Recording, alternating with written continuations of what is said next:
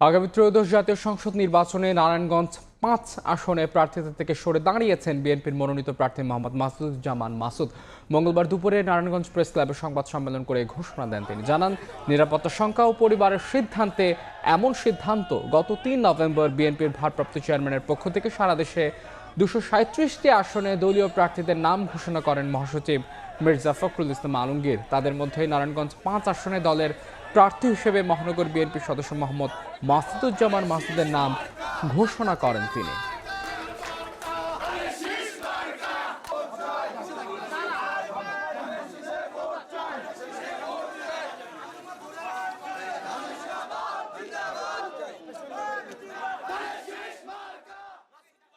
আমরা একজন সামাজিক ব্যক্তিত্ব, ধরেন আমি একজন ক্রীড়া সংগঠক বা ধরেন আমি একজন ব্যবসায়ী, সবার আগে কিন্তু পরিবার এবং নিরাপত্তা। এই কিছুদিনের ঘটনা, কিছুদিনের পরিবেশে পরিবারের সদস্যরা অত্যন্ত ব্যথিত এবং তারা ভীত।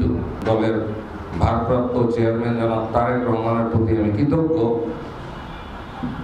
যে উনি আমাকে এই সম্মান দিয়েছিলেন, কিন্তু আমি এই সম্মান ধরে রাখতে পারলাম না, বিধায় আমি ক্ষমা প্রার্থী।